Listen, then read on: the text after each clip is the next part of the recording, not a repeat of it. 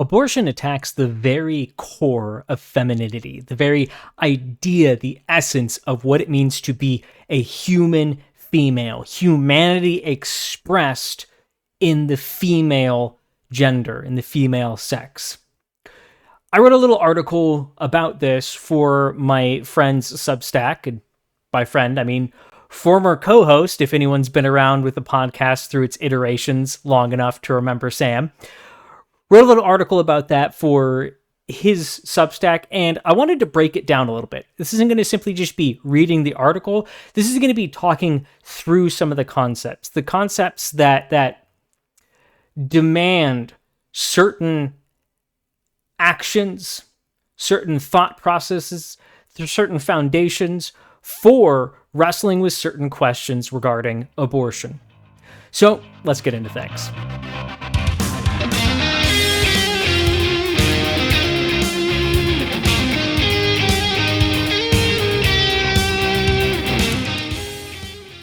Welcome to the TLDR Christianity podcast. If you'd like to support the podcast, you can do that if you'd like. You can go to the Give, Send, Go or Patreon linked below.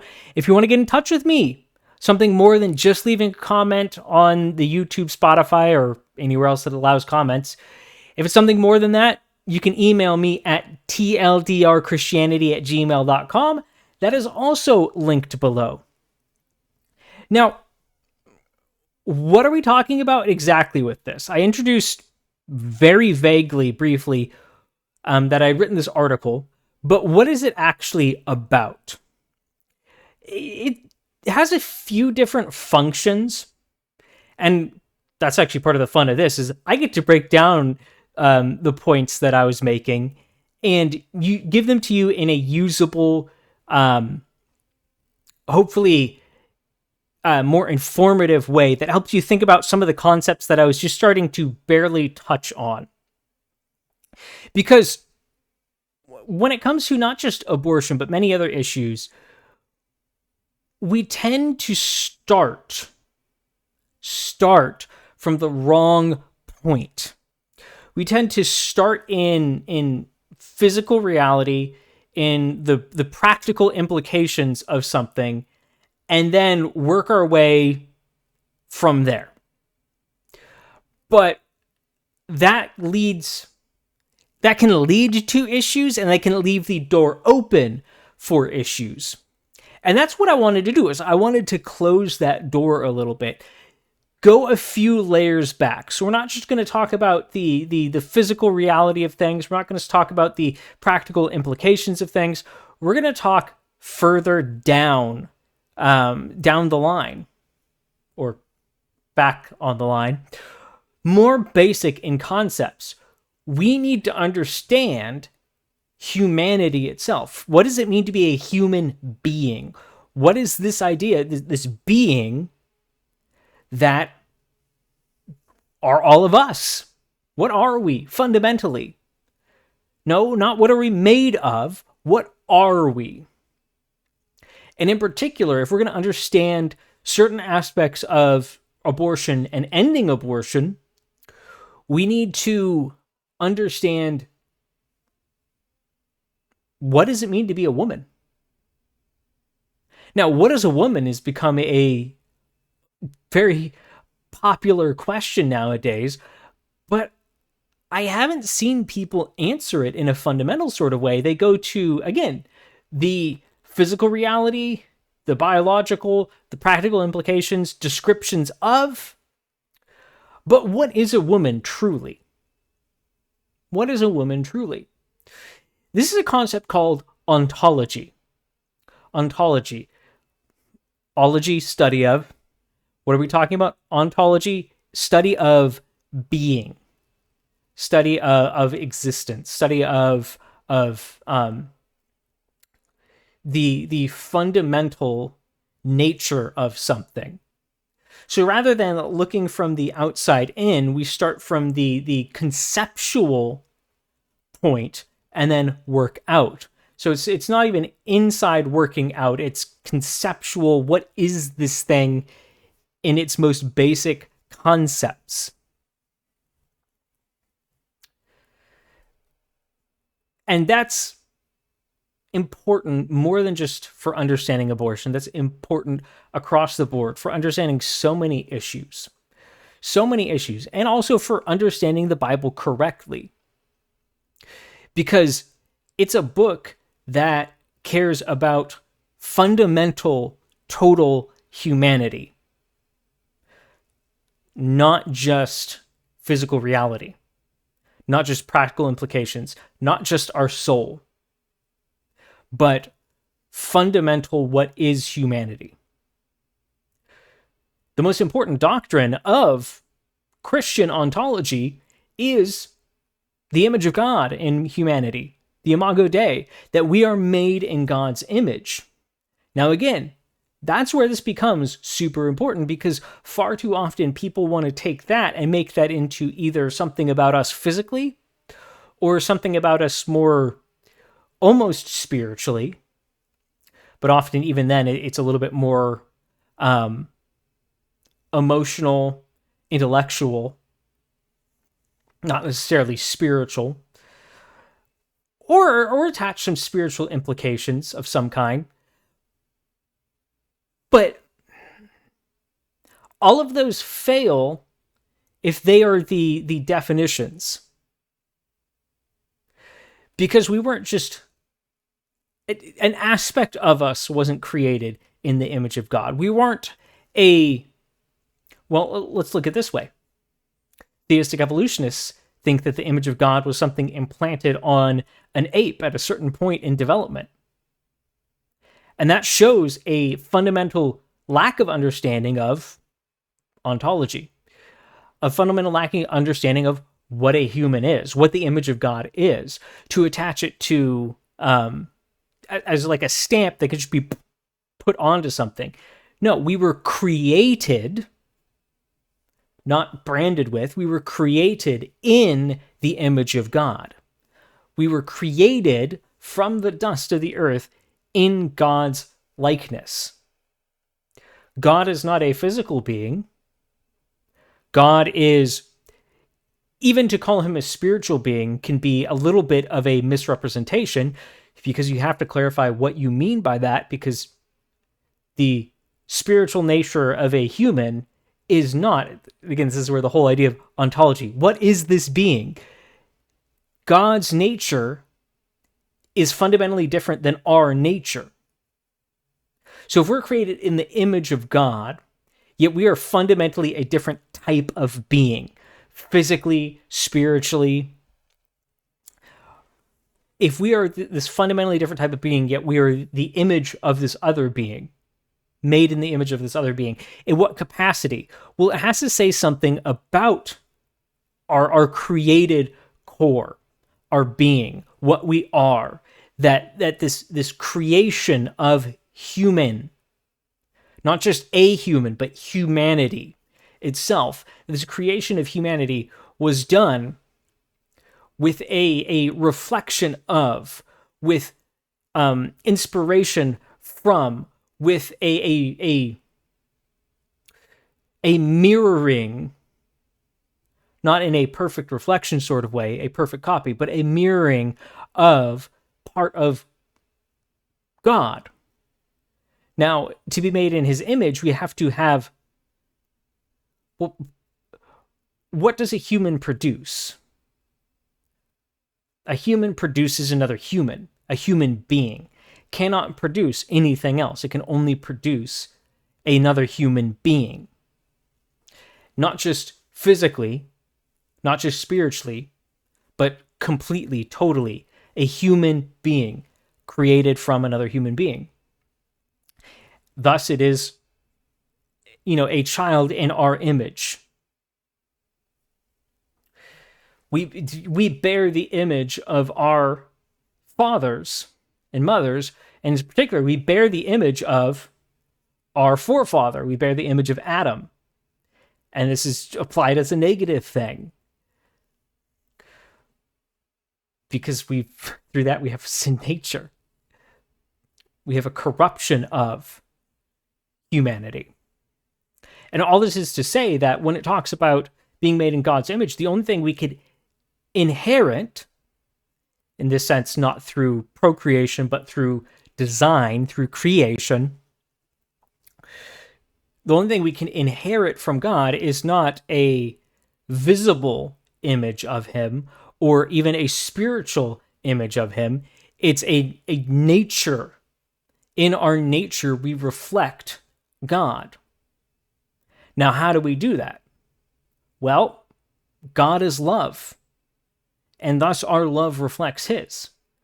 God is a willful being. Thus, we have a will that sets us apart from animals or even angels. We have a different type of will than they do. God is a logical being. God is a just being. God, and you can go down through the list of all the essential attributes of God that come together that are defined by, this is an important thing, you have all the attributes of God, they are defined by his nature. His nature branches out into all of these attributes. And it's the same thing. We share these attributes. We don't have them to the fullest extent that God has them. God is perfect in justice. God is perfect in his logic, in his love, in his morality, in his knowledge, so on and so forth. We are a fundamentally different type of being. We are a created, physical, limited being. Our spirit is different than his. We have an origin point. He does not. Yet we bear these attributes of God, these bits of his nature have been put into humanity. And this is critical. This is important. Because again, it's more than just a stamp on us. There was not a human and then God put his image on us. We are created. The core of us, from the beginning, the creation, the kernel of humanity, the origin point of us was made in the image of God. We are a being in God's likeness. Yet again, a separate, distinct being. He did not replicate himself the way that a human replicates, reproduces, and produces offspring that are fundamentally, identically human. Just a different person, expression, a different human being than I am. God created us again as a lesser reflection. As the moon reflects the sun, we reflect the light of God. We reflect the being of God, the nature of God through us, through being a designed, we're designed to be a mirror. We're designed to catch that light and reflect it. We're designed to show God's attributes. We're designed to, with purposes in mind for displaying God's glory in created reality. We're designed to be the keepers, the ones who have dominion over this created physical reality. To be God's servants, the executors of his will in this physical created reality. Again, a fundamentally different purpose and type of being and nature than something like an angel or an animal. We were designed to reflect this being, God. And understanding that is critical. Now, let's talk about the article itself. So I'm not going to read the whole article. I'm going to read a little bit of it just to get some context. You can go read the whole thing. I mean, it's pretty short. It's only like a 5-minute read. It's pretty quick. And I'll leave a link to it in the description. And this is from, again, Sam Jones, Pastor Sam Jones, my old co-host. This is from his Substack, Harsh as Truth, which is an anti-abortion blog an abolitionist blog, and I contributed this article I titled "The Destruction of the Feminine: How Pragmatism Contradicts and Erodes Human Nature." And in specific, titles are always frustrating because you have to get them short enough, but it's talking about how it erodes and degrades the feminine human nature. The feminine nature, the aspect of humanity found expressed through females. What does that mean? As a weird statement just to leave out there. Pragmatism contradicts and erodes this female nature, this human nature as expressed in women. But let me just read a bit of the introduction. Abortion attacks the very core of femininity.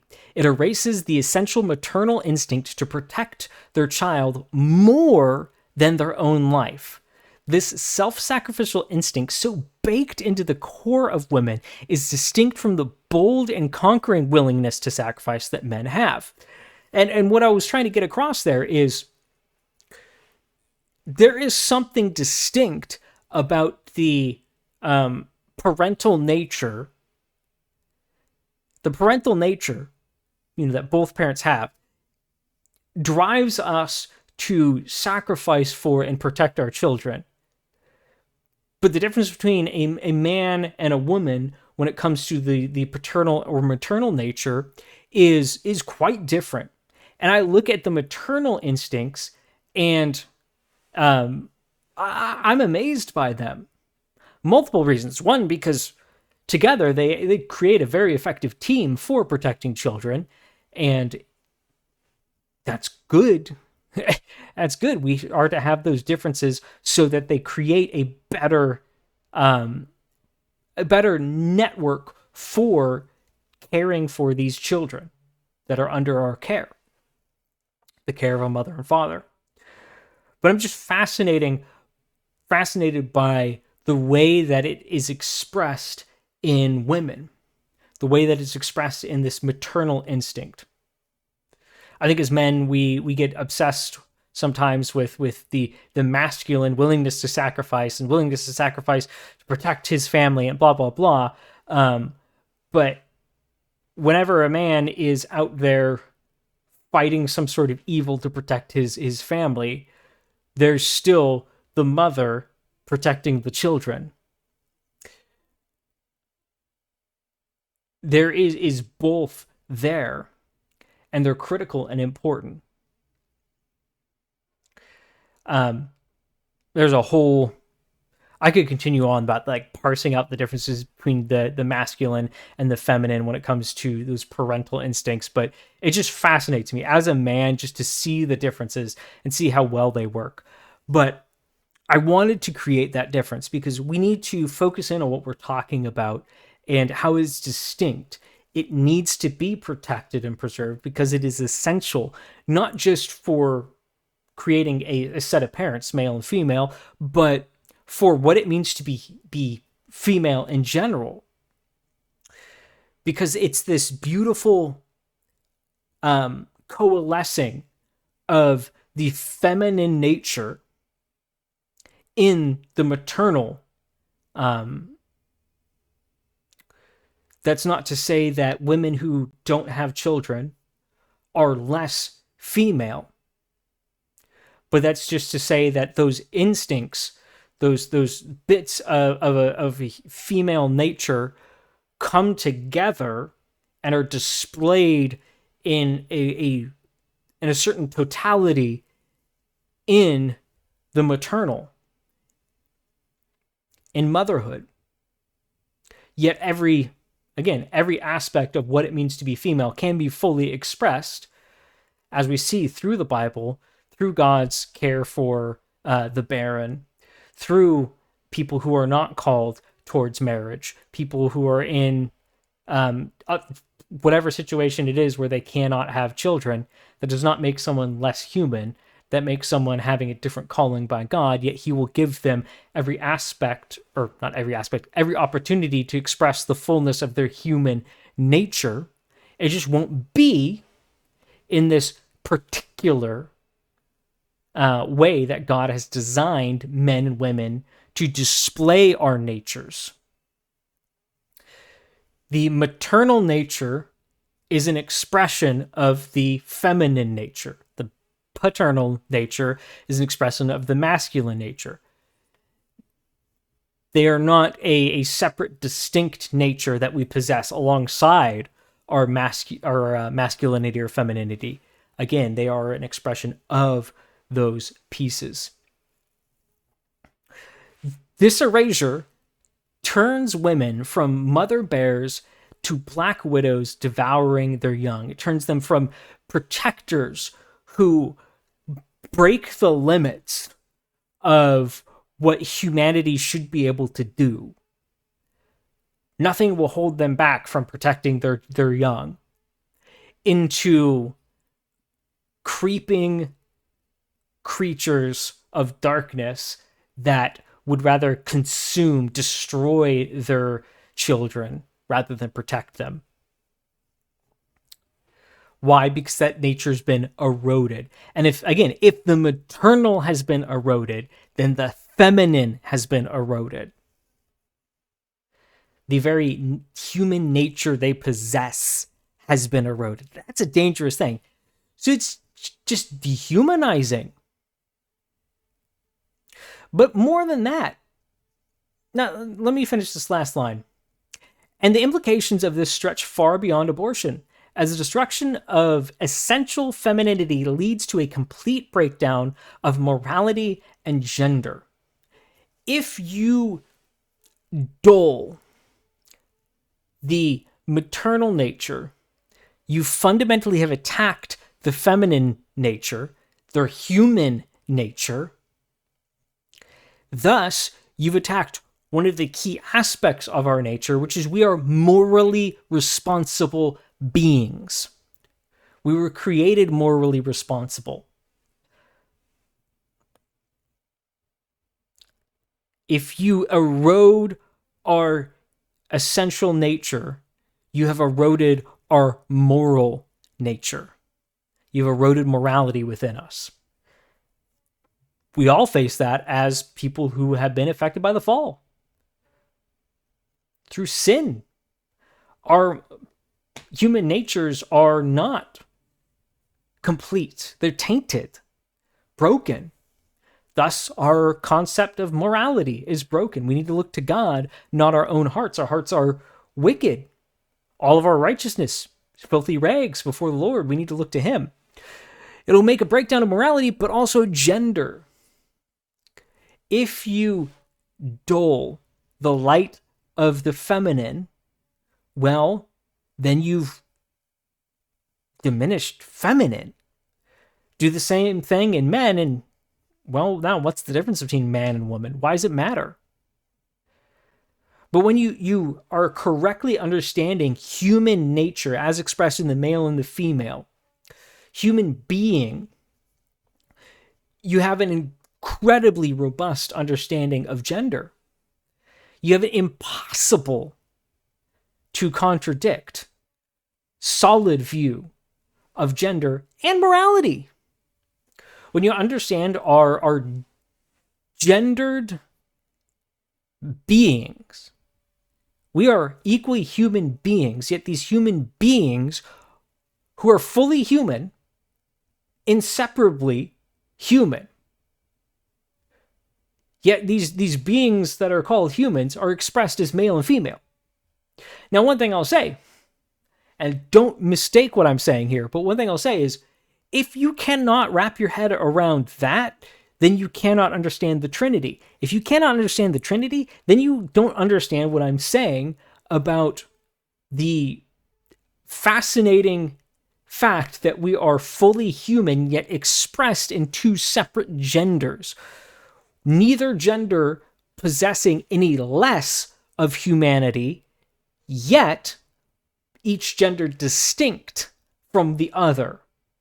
And we don't possess 50% of humanity and 50% of humanity, and we come together and make 100%. No, we both 100% possess a human nature.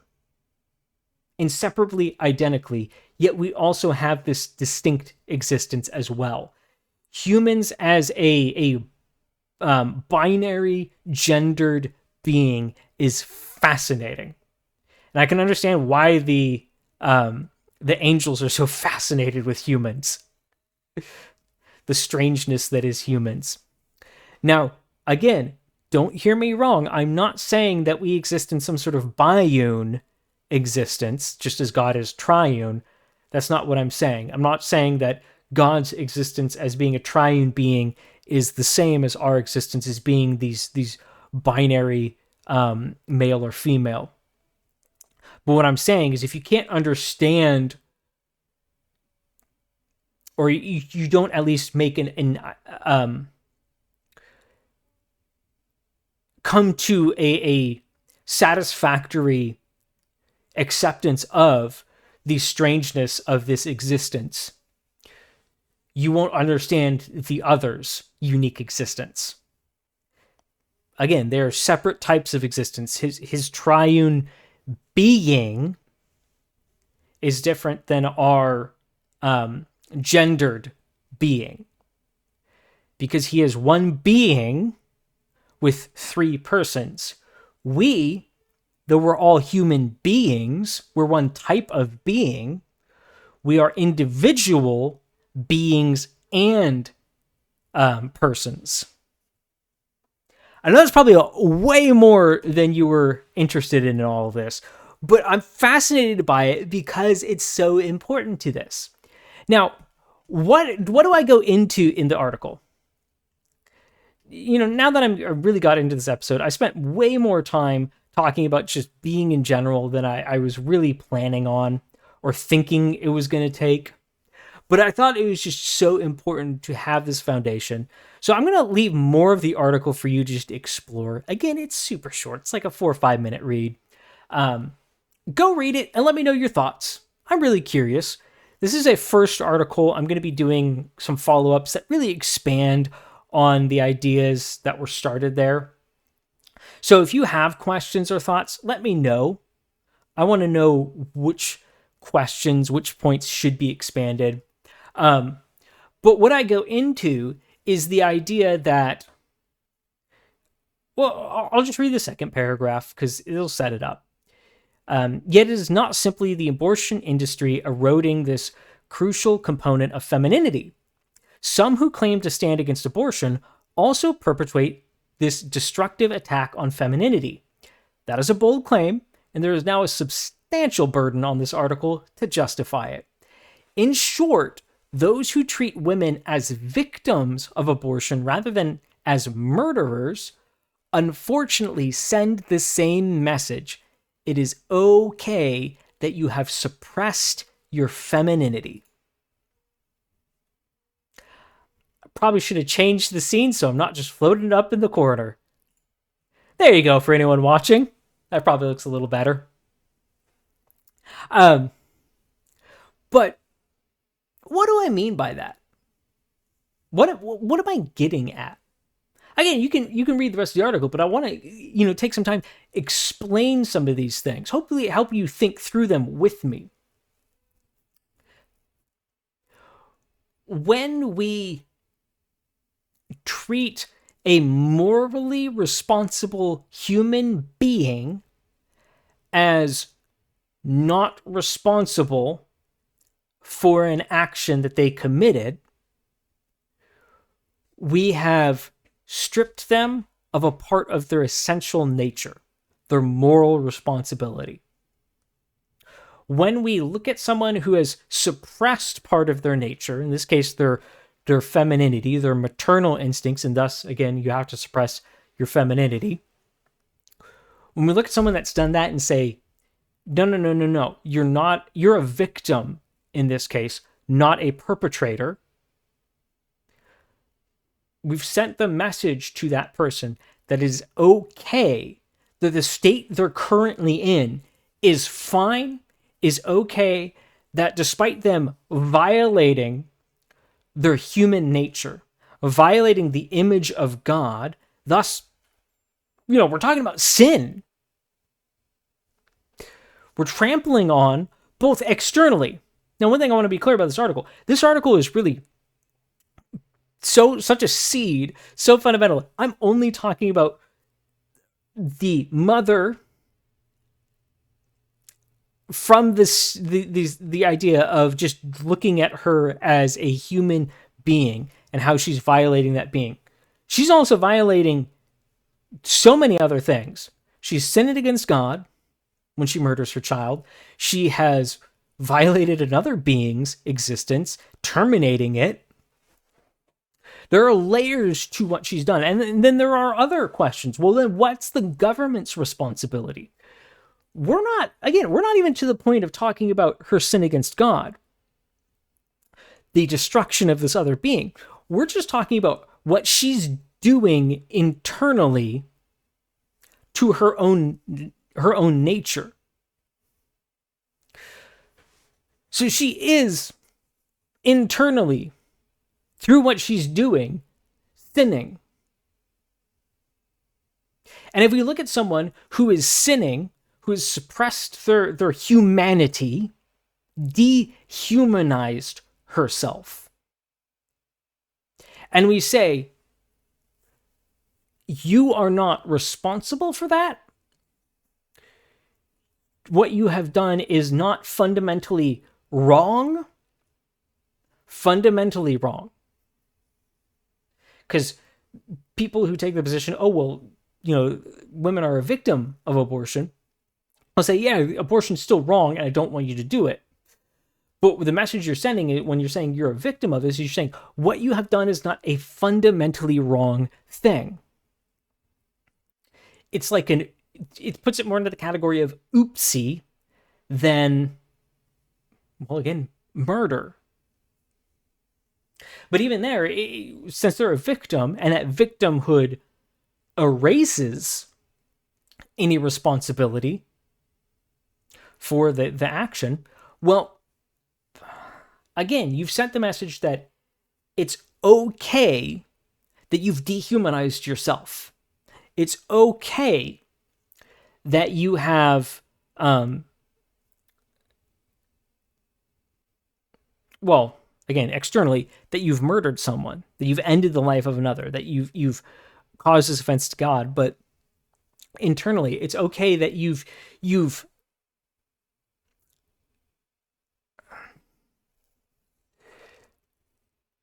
I'm trying to describe this in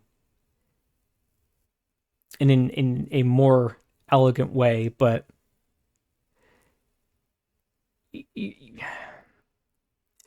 you're telling her that you know what? I would rather you be a happy, dehumanized person than humanize you if it causes you pain.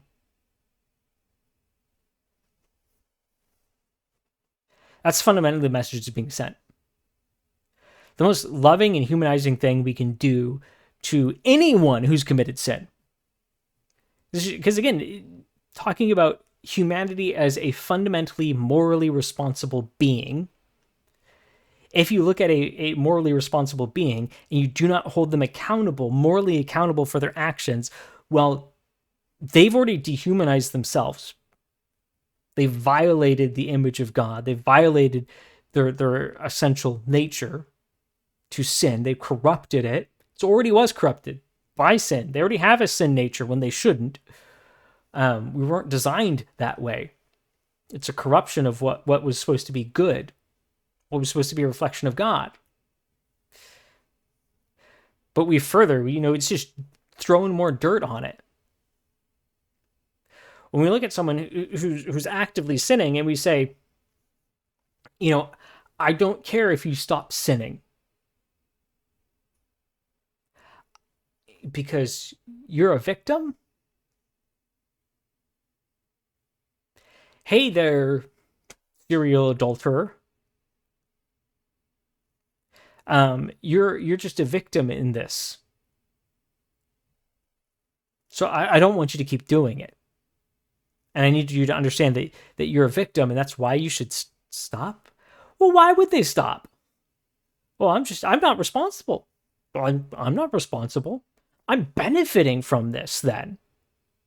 Why would anyone stop if they're a victim? They can't stop. Fundamentally, it's something someone else is doing to them. Well, then they can't stop. They're not responsible. You've removed their agency from them. This all sounds like exactly what abortionists do to women, and particularly the claims from someone who might say, well, a woman is a victim of abortion, the claims that that person might say about how abortion treats women.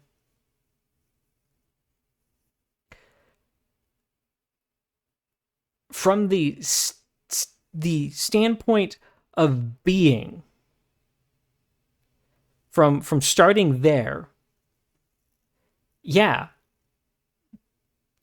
they end up both trampling on the essential female nature, suppressing it.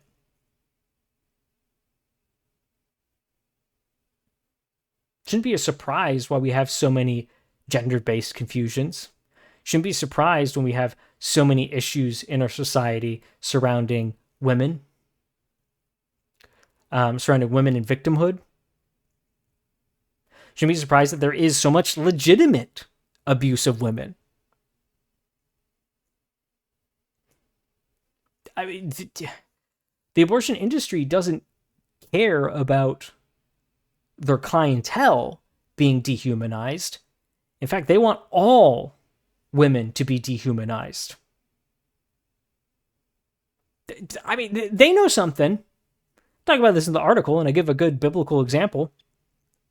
Someone noticing this and using it to his advantage, but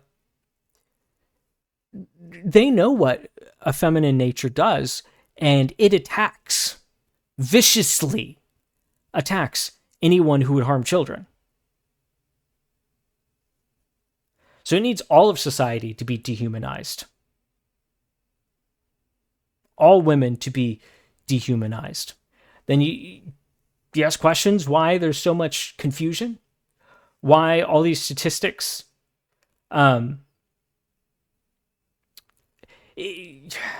so many different directions of statistics are changing in society, and particularly among women. So much confusion, so much pornography, OnlyFans, stuff like that, going crazy. And, there used to be a narrative around that. And there is a lot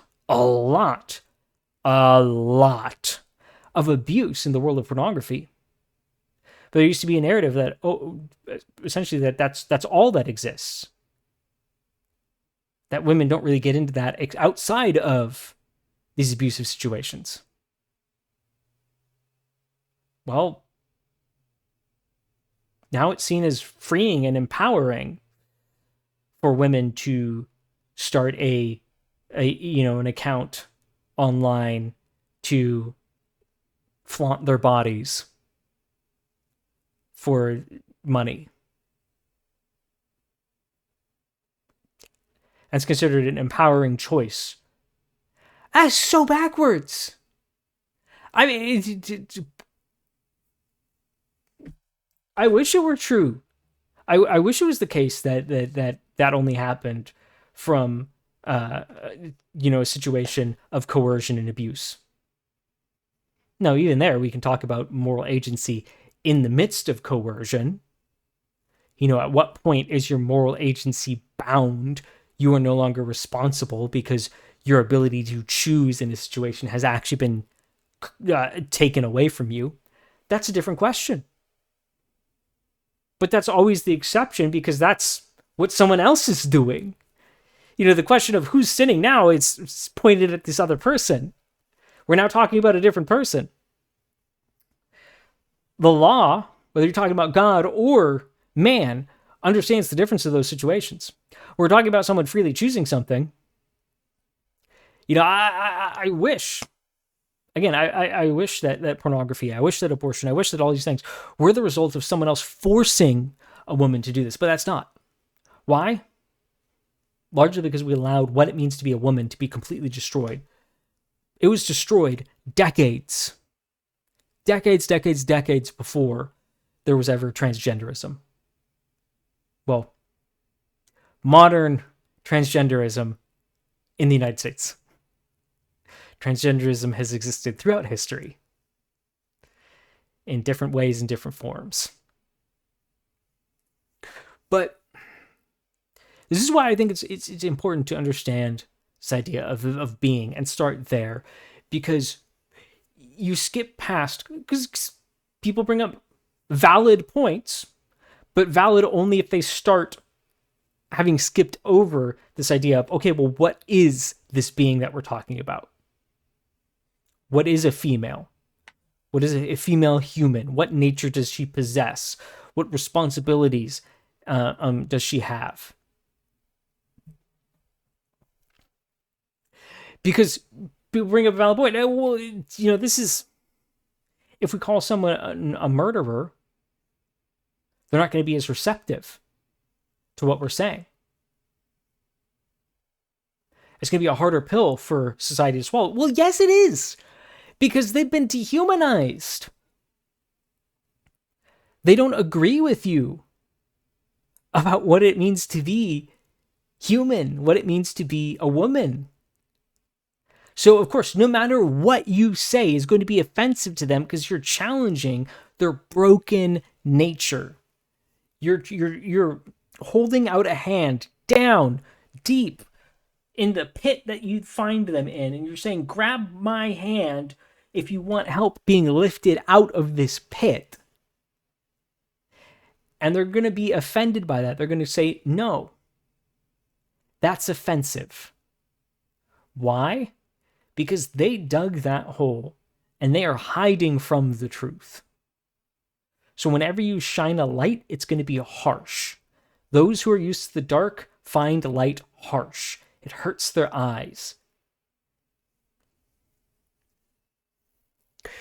So the most loving and humanizing thing we can do is say, you are a sinner, but there is hope. Through repentance, you can be made whole. You can lay your burdens down at the foot of the cross. Jesus Christ took your sin upon himself. Through his death, burial, and resurrection, through submission to him, you can be set free. And you will not be restored 100% yet. Not until we see Christ face to face. Not until all things are made new at the end. But you'll be set free from the power of this sin, the devouring influence it has on your life. You will be able to put down the shovel you're using to dig your own grave, the grave that you think is actually just a hidey hole, that you're jumping in to just get away from the light, without realizing that you're putting yourself in the ground to bury yourself. That's what these people are doing. In particular, that's what these women are doing. They are digging their graves. And if we don't come up to them and say, stop digging your own grave, stop this, what are they going to do? They're going to keep digging, or at least they're going to keep standing in that grave, waiting for the weight of that dirt to be pushed over them and for them to never escape, for them to be in eternal damnation. So the most loving thing we can do is say, yes, you have murdered someone.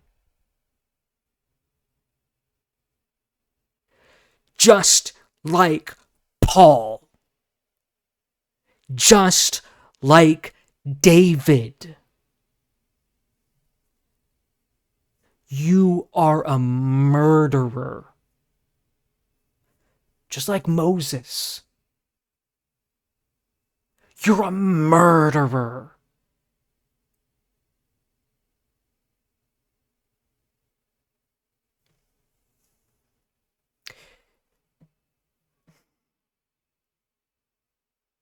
All of those are men who owned up to their failure, to their murder, and were used mightily by God.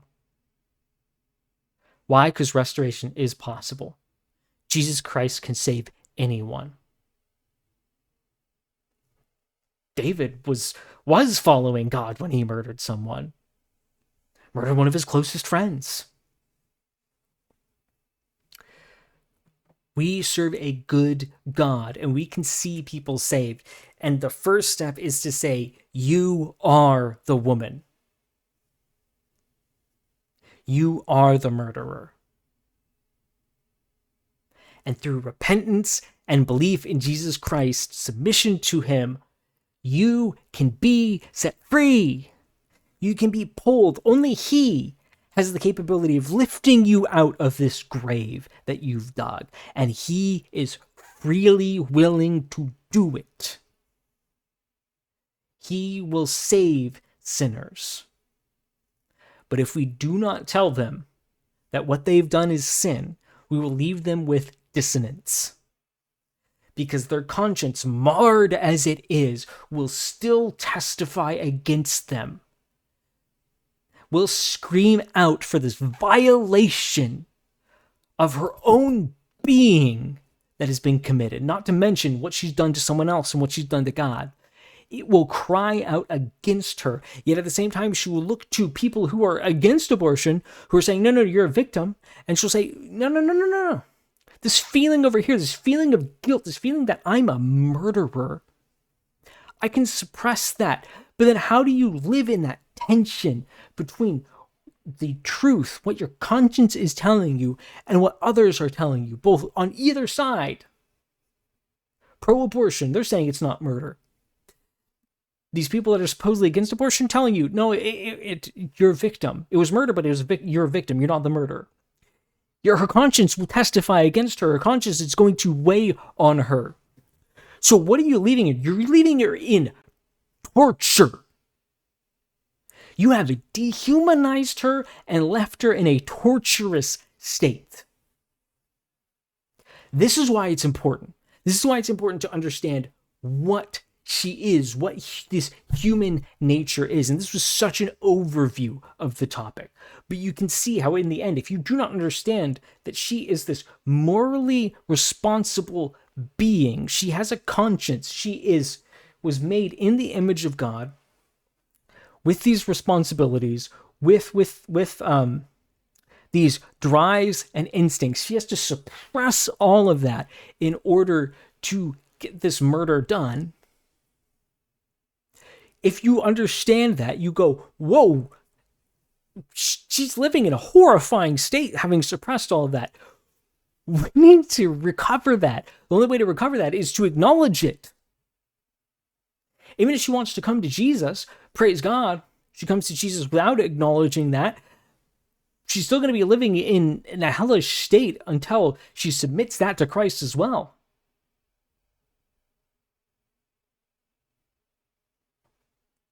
If she's trying to hide part of herself from Christ, it's never going to work. Again, look to the Bible. Look to men like David. Your wickedness you'll reap it worse. Anyway, with all that said, go read the article. Let me know your thoughts. I'm really curious because, again, I am working on some follow-ups that do go into more details. With all that, I hope this was helpful. I hope this helped you to begin to think a little bit more about this idea of being, taking things back to their fundamental natures rather than just starting at practical things. With all that said, God bless you and thank you for being here on another episode of the TLDR Christianity podcast. Again, you can support the podcast by going to the Give, Send, Go, or Patreon linked below. You can contact me at tldrchristianity@gmail.com, also linked below. God bless you, and remember, God has been so very good to us, so go bring glory to his name.